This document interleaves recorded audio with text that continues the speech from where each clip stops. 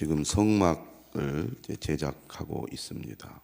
하나님께서 모세를 통해 성막을 만들어라, 성막의 기물들을 만들어라 명령하시면서 구체적으로 어떻게 만들어야 할지, 어떤 순서를 따라 만들어야 할지 말씀을 하셨습니다. 지금 우리가 읽고 있는 출애굽기 37장, 38장 또 그 앞부분은 구체적으로 성막을 건설하고 성막의 기물을 제작하는 내용을 다루고 있습니다. 앞부분에서 나오는 본문의 내용들을 똑같이 다시 반복하고 있다는 것이 특징입니다. 말하려고 하는 요지는 하나님께서 명령하신 대로 그대로 만들었다는 것이 오늘 본문이나 어제 본문이 말하고자 하는 내용이라고 하겠습니다. 그대로 만들었다 이렇게 끝나지 않고 어떻게 만들었는지 하나님께서 명령하신 것을 다시 복창하듯이 하나하나 그대로 만들었다는 것이죠.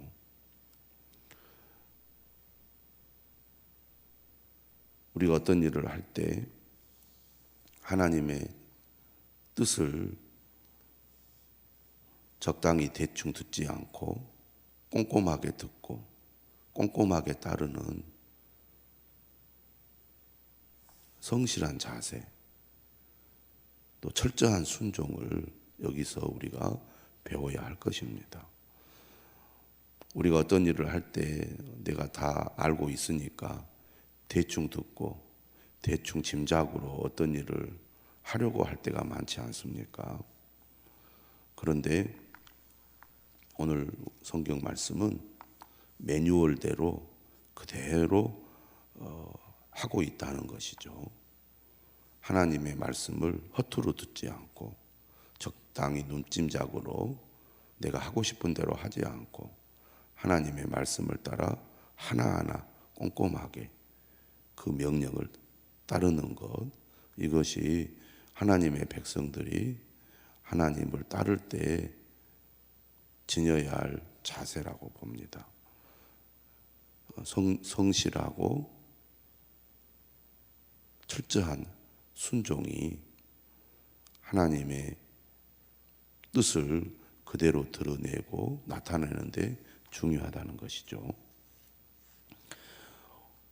오늘 본문은 번제단과 물두멍과 또 성막 뜰에 울타리를 설치하는 내용입니다. 어제 본문은 성소 안에 증거궤와 속죄소, 또 진설병상, 등잔대와 분향단, 그리고 관이와 향을 조제하는 내용의 말씀이었다면 오늘은 바깥에 있는 번제단, 물두멍, 울타리를 설치하는 말씀입니다. 성막은 크게 세 부분으로 나눌 수가 있죠. 지성소와 성소 그리고 뜰입니다. 번제단은 말 그대로 제물을 불태워서 하나님 앞에 제사를 드리는 매우 중요한 장소죠. 이 번제단은 조각목으로 만들었습니다. 길이는 5규빗이요 너비도 5규빗이라 네모가 반듯하고 높이는 3규빗이며 5규빗은 1m 한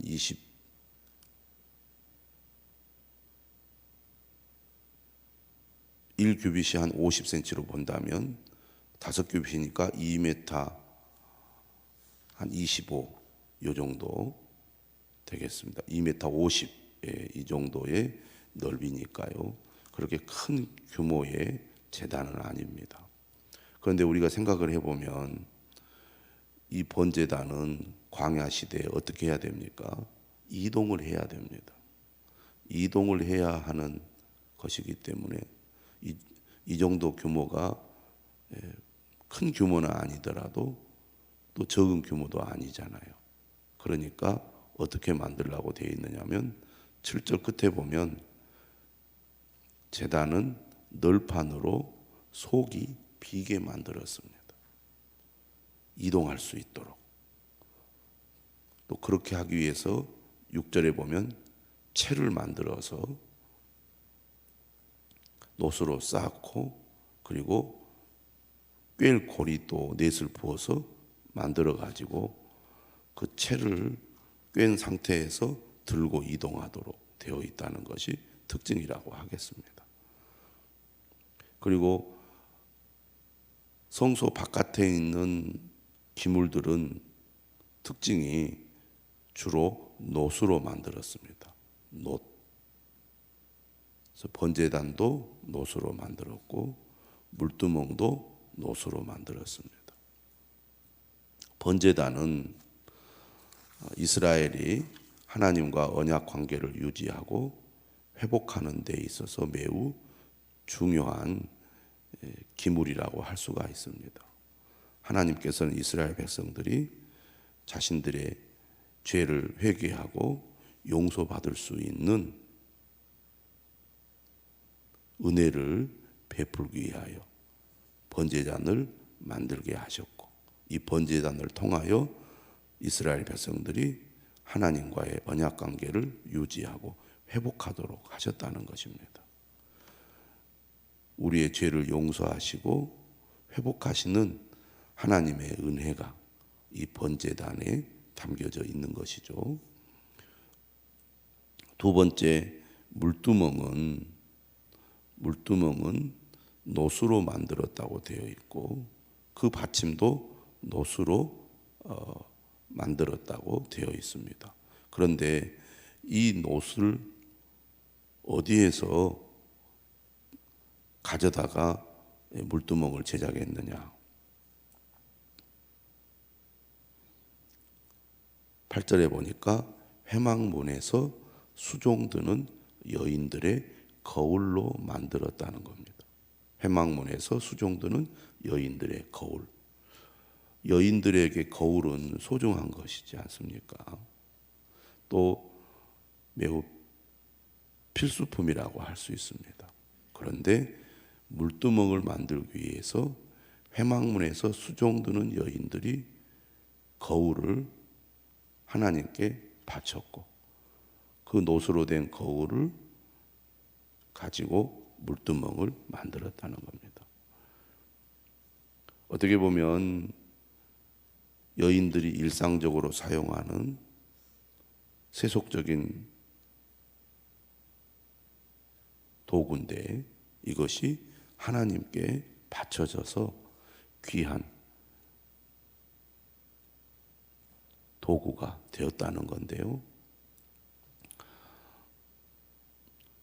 물두멍에 있는 물을 가지고 씻지 않고 제사장이 성소로 들어갈 수 없게 되어 있습니다.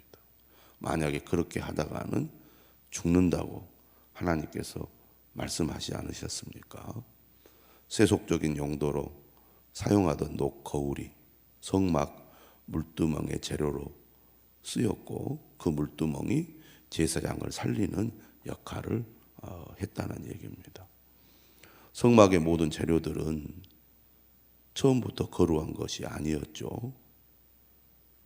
그저 일상 속에서 사용되는 매우 평범한 물건들이었습니다. 하지만 하나님의 백성들이 자원하고 기뻐하는 마음으로 이 재료들을 하나님께 바치고 하나님께서 구별하신 목적대로 하나님께서 정하신 물품을 만드는데 쓰여짐으로써 그 재료들이 거룩에 졌다는 것입니다. 이것은 우리에게 무엇을 가르쳐주고 있습니까? 우리가 과거에 어떠한 사람이었든지 간에 또 무슨 일을 했든지 간에 우리가 하나님의 손에 붙들리고 하나님의 영광을 위해서 구별하여 드리게 되면 우리 자신이 하나님 앞에 거룩한 도구가 된다는 겁니다. 과거가 중요한 것이 아니라 내가 어떤 사람으로 변화되었고 또 어떻게 하나님을 위해서 나 자신을 드리느냐가 중요하다는 것이죠. 물두멍은 부정한 것을 씻고 정결한 상태에서 하나님 앞에 나아가 제사장들이 하나님을 섬기도록 만든 대야와 같은 것이죠. 이제 세 번째, 성막 뜰에 울타리를 설치합니다. 그가 또 뜰을 만들었으니 나무로 뜰의 남쪽에는 세마포 포장이 100규빗이라. 그러니까 길이가 약 한 50m 가까이 되는 거죠. 여기에는 기둥이 20개가 들어가고 또 받침도 20개가 들어가는데 노수로 되어 있습니다. 그런데 기둥의 갈고리와 가름대는 또 은으로 되어 있거든요. 그래서 뜰의 남쪽도 100규빗, 11절에 보니까 북쪽도 100규빗입니다. 기둥이나 받침도 똑같죠. 서쪽은 어떻게 되어 있느냐면 50규빗, 약 한 25m 정도의 길입니다. 그러니까 50m, 50m, 25m 이 정도의 규모라는 것을 알 수가 있습니다. 그런데 여기 보면 13절에 동쪽이 나옵니다. 동으로 동쪽에도 50규빗이라. 이제 이 기둥의 특징은 이거 역시 조립식이니까 설치할 때는 동서남북을 이렇게 뭐라 그럴까요? 기둥을 세워서 울타리를 만드는 거죠. 그래가지고 바깥과 구별을 시킵니다. 하나님이 임재하는 성막이기 때문에 거룩하지 않는 사람이나 또 어떤 존재가 안으로 들어갈 수 없도록 분명히 이 울타리를 쳐서 아무나 들어오지 못하게 했다는 얘기입니다. 그리고 동쪽은 누구나 또 들어올 수 있도록 사실은 열린 구조로 되어 있습니다. 본문은 잘 표시가 되어 있지 않고 얼른 우리가 눈에 들어오지 않지만 뜰의 시장문을 청색, 자색, 홍색 실과 가늘게 꼰 배실로 수놓아 짠 휘장을 이렇게 설치해서 그쪽으로 언제든지 들어올 수 있도록 열린 구조로 되어 있는 것이 성막 이 뜰 울타리의 특징이라고 하겠습니다. 그러니까 남쪽이나 북쪽 또 뒤편의 서쪽은 막혀 있죠. 그래서 오직 동쪽으로만 들어와서 이제 번제단에 백성들이 제물을 하나님 앞에 드려서 제사를 드리도록 했고 또 제사장은 이제 물두멍에서 손을 씻고 성소 안으로 들어가도록 했습니다.